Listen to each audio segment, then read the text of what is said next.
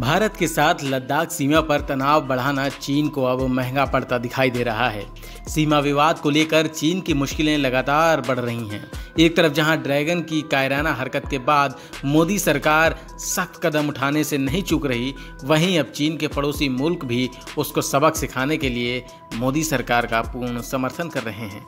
इस कड़ी में अब भारत को एक और सफलता मिली है। जापान अब चीन के खिलाफ भारतीय सेना के साथ सीक्रेट डील को तैयार हो गया है। उसने डिफेंस इंटेलिजेंस साझा करने के लिए अपने कानून में बदलाव किया।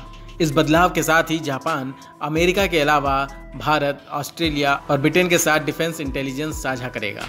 जापान के सीक्रेट कानून के दायरे में यह विस्तार पिछले महीने ही किया गया है।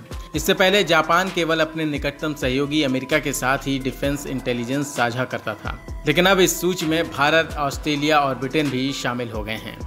विवादों के बीच 2014 में लागू हुए इस कानून के मुताबिक जापान की राष्ट्रीय सुरक्षा को खतरा पहुंचाने वाली जानकारी लीक करने पर जुर्माने के साथ ही 10 साल की सजा का भी प्रावधान है। इस कानून के तहत रक्षा, कूटनीति और काउंटर टेररिज्म आते हैं। विदेशी सेना से मिली जानकारी को स्टेट सीक्रेट के रूप में वर्गीकृत करने और संयुक्त अभ्यास और उपकरणों के विकास के लिए समझौते में मदद मिलेगी।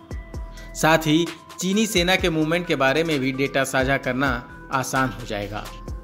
जापान का ये कदम उसके लिए भी फायदेमंद होगा, क्योंकि बीजिंग पूर्वी चीन सागर में जापान को लगातार परेशान कर रहा है और उसके लिए चीन की गतिविधियों पर नजर रखना कठिन हो गया है।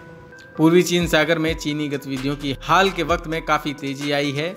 जापान के शासन वाले सेंकाकू टापू के आसपास भी चीन के कोस्ट गार्ड शिप चक्कर काटते रहते हैं।